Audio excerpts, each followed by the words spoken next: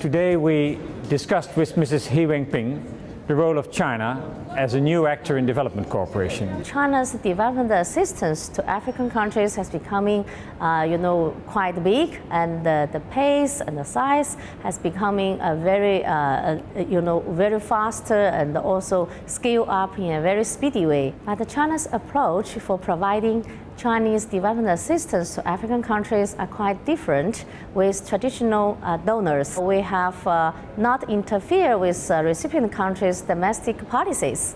And secondly, China's development assistance focuses more on those infrastructure building, those hardware projects, rather than on those software projects. For example, those capacity building or the research capacity, etc.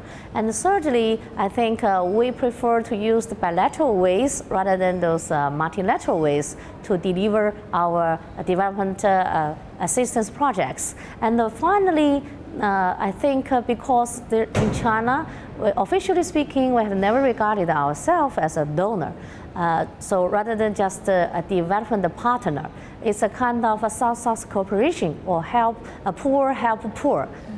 There were quite a few questions in the audience about what the actual intentions of China in Africa might be. What kind of models China was developing in order to develop Africa, and if indeed the goal of China in Africa, the aim was to develop Africa, or if it was more driven by a wish to develop China and to profit China. It's quite natural that China now has faced a lot of criticism. For example, some projects there now cannot be run as a very sustainable way, and maybe itself now some projects also facing like those image issue, like the laborer cannot be fully employed from the local. China seems to be running into many of the same problems that traditional Western donors have run into before. Like, how can you work or develop a country that's in itself quite weak, doesn't have any infrastructure? How can you build such a country? How can you work in such a country?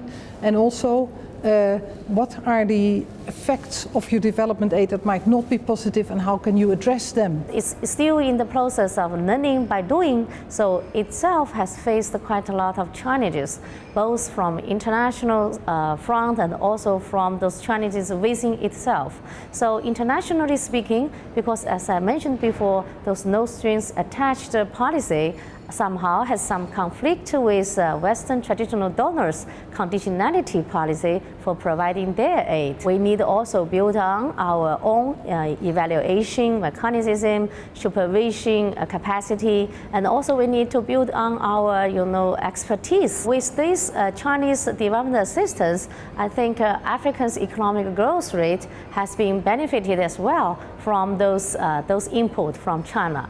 Quite contrary to the traditional Western way, where we were always giving aid and being donors and having this hierarchical situation. She was basically saying, in my opinion, that Africa would have to fend for itself, to defend its own interests, and that then it could work on an equal basis with China. Key challenge is whether the African countries, they are ready to have this,